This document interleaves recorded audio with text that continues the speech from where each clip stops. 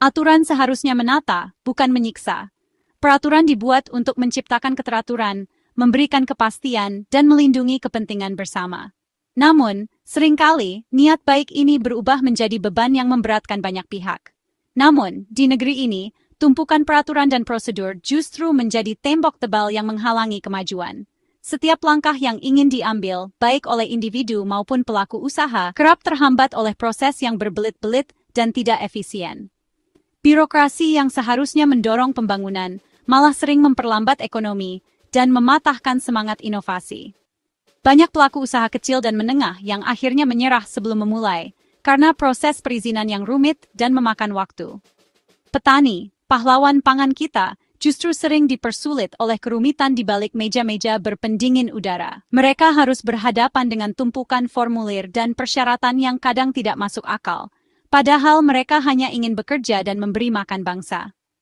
Bantuan pemerintah kerap terhambat birokrasi kaku, berubah menjadi beban baru.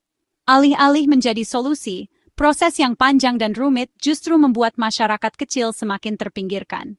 Sistem yang terlalu banyak aturan dan tanda tangan membuang waktu dan merugikan petani serta negara. Waktu yang seharusnya digunakan untuk bekerja dan berinovasi, habis hanya untuk mengurus dokumen yang tak kunjung selesai. Ketika sistem lebih sibuk mengurus dirinya sendiri daripada melayani publik, ada yang salah dalam cara kita bernegara. Pelayanan publik seharusnya menjadi jembatan, bukan penghalang bagi masyarakat untuk maju.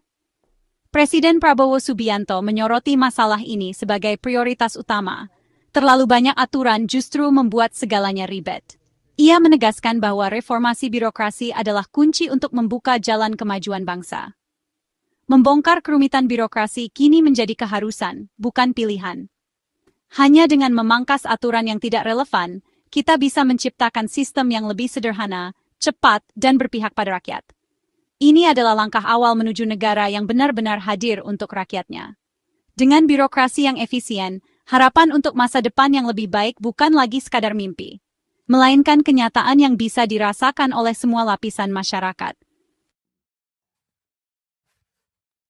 Bagi petani, pupuk adalah nyawa. Tanpa pupuk, tanah hanya sebatas lahan kosong yang sulit memberi kehidupan.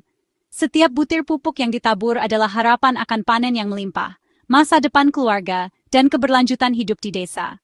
Tanpa pupuk yang cukup dan tepat waktu, panen bisa gagal. Tanaman padi tak tumbuh subur, hasil panen menurun drastis, dan petani pun terancam kehilangan penghasilan utama mereka. Pemerintah meluncurkan program pupuk bersubsidi agar petani kecil bisa mendapatkan pupuk terjangkau. Program ini diharapkan menjadi solusi bagi petani yang selama ini kesulitan membeli pupuk dengan harga pasar yang tinggi. Namun, di lapangan, petani harus menunggu lama hanya untuk mendapatkan hak mereka. Proses yang seharusnya sederhana berubah menjadi perjalanan panjang penuh ketidakpastian. Musim tanam seharusnya jadi waktu sibuk di sawah, tapi petani malah disibukkan urusan administrasi. Mereka harus bolak-balik ke kantor desa, mengurus dokumen dan menunggu giliran. Surat pengantar, stempel, antrean di kantor, semua jadi ritual melelahkan. Setiap langkah administrasi menambah beban mental dan fisik petani yang seharusnya fokus di lahan. Pupuk sering tertahan di gudang, menunggu izin yang tak kunjung datang. Sementara itu, waktu terus berjalan dan musim tanam tak bisa menunggu. Setiap hari keterlambatan meningkatkan risiko gagal panen. Tanaman mulai layu, harapan petani pun perlahan memudar. Pemerintah mengklaim stok aman, tapi masalahnya ada di rantai distribusi yang terlalu panjang dan rumit. Setiap titik distribusi menambah potensi hambatan. Banyak pos pemeriksaan dan verifikasi, setiap titik jadi potensi kebocoran dan keterlambatan. Proses birokrasi yang berlapis-lapis membuat distribusi pupuk semakin lambat. Sistem pengawasan justru jadi penghambat utama. Alih-alih mempercepat, pengawasan yang rumit malah memperlambat akses petani ke pupuk. Petani dihadapkan pada dua pilihan pahit, menunggu tanpa kepastian, atau membeli pupuk mahal. Keduanya sama-sama memberatkan dan membuat petani semakin terjepit. Biaya produksi membengkak, keuntungan menipis, bahkan bisa merugi. Banyak petani yang akhirnya harus berutang demi bertahan hidup. Siklus ini terus berulang, menandakan perlunya terobosan nyata. Jika tidak ada perubahan, kisah penantian ini akan terus menghantui para petani, dan masa depan pertanian kita pun semakin suram. Bayangkan, Ada 145 peraturan yang harus dipatuhi oleh para petani di Indonesia, hanya untuk bisa mendapatkan akses ke pupuk bersubsidi yang sangat mereka butuhkan. Setiap aturan ini seperti satu langkah kecil yang harus dilalui, dan jika dijumlahkan, perjalanan menuju sawah terasa semakin berat dan berliku. Hanya untuk mendapatkan sekantong pupuk, petani harus menghadapi proses yang panjang dan melelahkan. Tidak jarang, mereka harus bolak-balik ke kantor desa atau kecamatan, mengorbankan waktu yang seharusnya bisa digunakan untuk mengurus lahan. Aturan-aturan ini menciptakan lapisan birokrasi yang luar biasa rumit. Setiap tahapan menambah beban administrasi, membuat proses semakin lambat dan penuh tantangan. Petani harus terdaftar secara resmi, datanya divalidasi berulang kali, dan kebutuhannya dihitung berdasarkan RDKK yang sering berubah-ubah. Proses ini tidak hanya memakan waktu, tapi juga sering membingungkan bagi petani yang kurang paham administrasi. Pengajuan pupuk harus melewati banyak jenjang persetujuan, mulai dari tingkat desa, kecamatan, hingga provinsi. Setiap level menambah waktu tunggu dan potensi hambatan baru. Setiap meja adalah potensi penundaan. Seringkali berkas menumpuk tanpa kejelasan kapan akan diproses, membuat petani semakin resah. Aturan pusat dan daerah sering tumpang tindih, membuat pelaksana di lapangan kebingungan. Tidak jarang, petugas sendiri bingung harus mengikuti aturan yang mana. Distributor dan kios pun ikut pusing dengan administrasi berlapis-lapis. Mereka harus memastikan semua dokumen lengkap, padahal aturan bisa berubah sewaktu-waktu. Proses panjang ini membuka celah praktik tidak sehat, seperti pungli dan penyelewengan. Ketidakjelasan prosedur sering dimanfaatkan oknum untuk mencari keuntungan pribadi.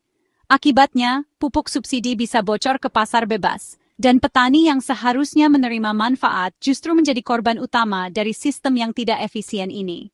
Sistem yang niatnya untuk pengawasan dan keadilan justru menciptakan birokrasi lambat, mahal, dan penuh hambatan. Petani pun harus bersabar menghadapi realita ini. Berharap suatu saat, prosesnya bisa lebih sederhana dan berpihak pada mereka. Rantai birokrasi pupuk dimulai dari pendataan petani lewat RDKK, disahkan berjenjang dari desa hingga kabupaten. Setiap tahap butuh tanda tangan dan stempel, memperlambat proses. Setelah data disahkan, pupuk masih harus menunggu surat perintah penyaluran dari pusat.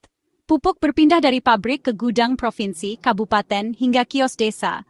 Setiap langkah penuh dokumen. Di kios, petani harus menunjukkan kartu tani, datanya dicocokkan, dan jumlah pembelian dibatasi. Kios wajib mencatat detail transaksi untuk pelaporan.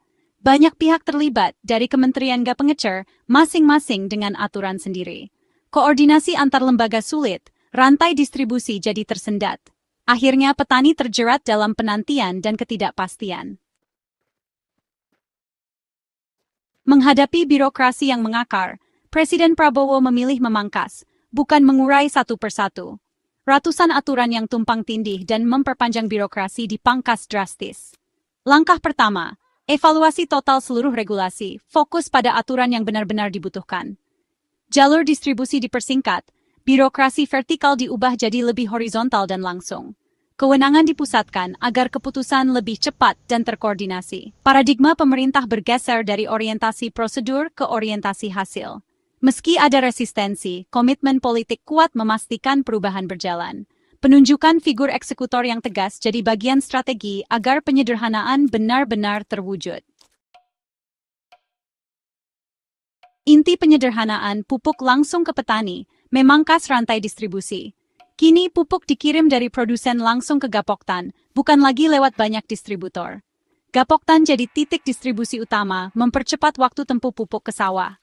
Administrasi dipangkas, verifikasi dan alokasi berbasis data digital terintegrasi. Data RDKK yang sudah divalidasi jadi dasar pengiriman pupuk. Kartu tani digital dioptimalkan sebagai alat identifikasi dan transaksi otomatis. Gapoktan juga jadi pusat data dan pengawasan di tingkat akar rumput. Pemerintah memberi pendampingan agar Gapoktan profesional dan adil dalam distribusi. Jalan pintas ini memotong jalur fisik dan birokrasi, mengembalikan kepercayaan ke komunitas petani. Perubahan ini cepat terasa, pupuk kini tersedia, kelangkaan berkurang drastis. Petani tak lagi cemas menunggu, pupuk sudah ada di Gapoktan. Harga pupuk stabil, praktik penjualan di atas HET ditekan.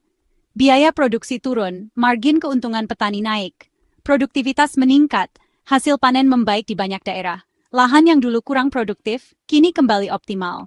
Kesejahteraan petani meningkat, mereka bisa merencanakan musim tanam dengan lebih baik. Petani tak lagi terjerat birokrasi melelahkan dan ketidakpastian pasokan. Senyum petani adalah bukti nyata bahwa penyederhanaan birokrasi membawa perubahan. Efek domino penyederhanaan birokrasi pupuk terasa di seluruh ekonomi. Produktivitas pertanian naik, pasokan pangan melimpah, harga stabil, inflasi terkendali, daya beli masyarakat terjaga. Produksi pangan nasional meningkat, impor berkurang, devisa negara dihemat. Industri pengolahan, logistik, dan keuangan pedesaan ikut tumbuh. Roda ekonomi desa berputar lebih kencang, lapangan kerja baru tercipta. Simplifikasi birokrasi jadi investasi terbaik, dampaknya luas dan cepat. Energi yang dulu habis untuk administrasi, kini dialihkan ke kegiatan produktif. Ini katalisator efisien untuk pertumbuhan ekonomi akar rumput. Kisah sukses penyederhanaan birokrasi pupuk memberi pelajaran penting. Kunci kemajuan bukan menambah aturan, tapi berani menyederhanakan yang ada. Pemerintah efektif tahu membedakan prosedur esensial dan beban. Political will pemimpin sangat penting untuk perubahan besar. Publik harus kritis terhadap kerumitan yang tak perlu, mendorong pelayanan publik yang efisien. Partisipasi masyarakat dalam pengawasan vital untuk pemerintahan responsif. Tujuan akhirnya, kesejahteraan rakyat dan negara yang efektif. Semoga semangat simplifikasi ini menular ke sektor lain, membangun Indonesia yang lebih gesit dan adil.